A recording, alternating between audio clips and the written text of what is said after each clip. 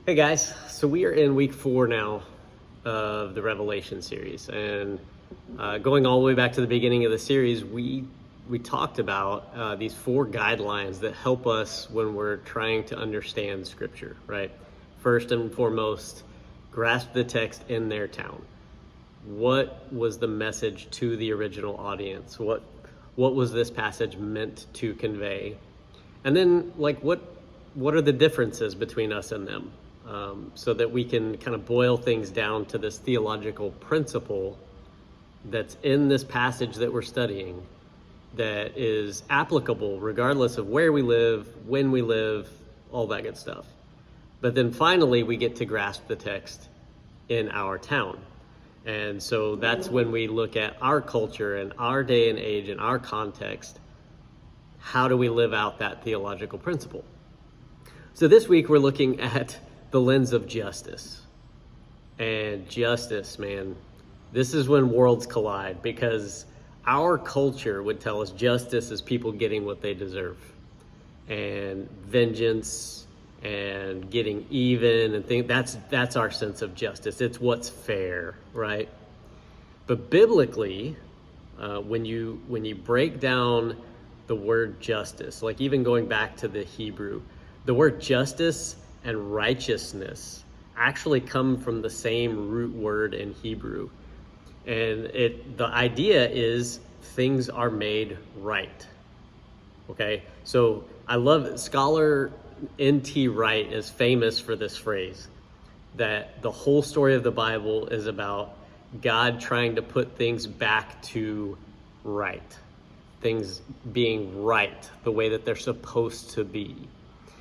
And so when we come to the book of Revelation, which is a part of the Bible, so we have to look at the biblical understanding of justice, we have to understand that what is happening when we see all these horrific things happening in the book of Revelation is it's not necessarily about judgment as much as it is about God putting things back to the way they're supposed to be. That's why at the end of the book of Revelation, in chapter 22, we see everything is restored back to the way that it was in the Garden of Eden.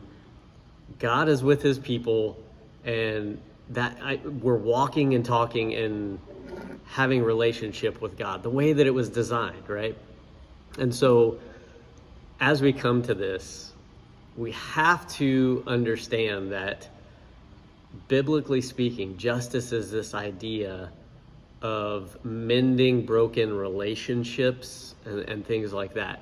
It's not necessarily about judgment. God's not sitting around waiting for us to mess up so he can judge us.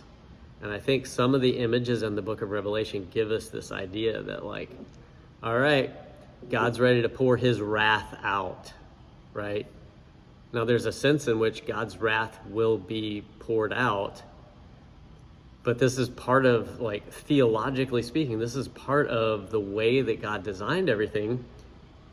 We have a choice.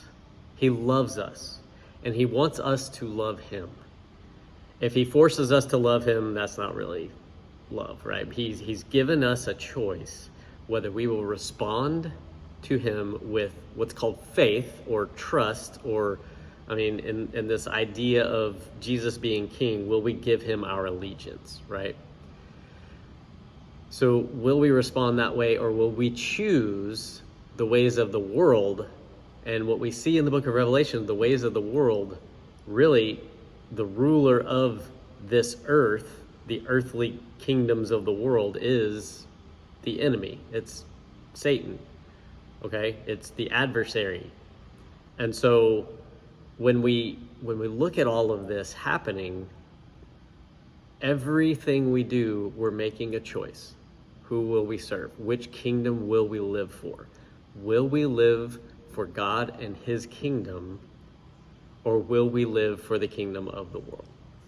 And, like, no pressure there, right? Every single decision you make, you're choosing one kingdom over the other. No pressure. But there's a phrase in Revelation chapters 13 and 14 that it's repeated in both. 13:10 and 14:12. where John tells us this calls for patient endurance and faithfulness, and obedience is wrapped into that. Faithfulness on the part of the saints. Now, one of the misnomers is that saints is referring to these really holy people, right? In the Bible, saints is referring to every disciple of Jesus, everyone who is in the family of God, everyone who has confessed that Jesus is Lord. You're considered a saint.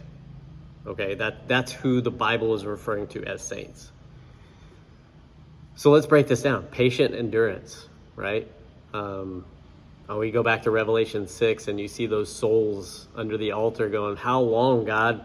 How long until you avenge us?" Patient endurance. Rest a little bit longer, right? And while we're here on earth, we have to put up with things. We have to put up with the brokenness in the world around us. We have to put up with the brokenness in our families and in our church and in our workplace and every other aspect of society. There's brokenness. We have to put up with that patiently. We have to endure things that just aren't right. And then this idea of faithfulness and obedience. We are called to be obedient to God. We are called to show the rest of the world what it looks like to live for His kingdom, to make all these choices to serve God and His kingdom rather than the world and Satan's kingdom, right? Justice. We all want people to get what they deserve. It just seems like that's what justice is. But what God is saying is what is right is when relationships are restored. Our relationship with God, our relationships with each other, like really our relationship with the world being restored back to the way that God designed it when He created everything. That's this idea of justice that we're really looking for in the book of Revelation. So I hope you guys have a good discussion, just discussing like, why is it we get so like ramped up about vengeance and getting revenge when Jesus was pretty clear when He talked about turning the other cheek and trusting God. Paul says vengeance is God's, right? So have a good discussion around that this week, and we'll wrap up things next week talking about the lens of victory.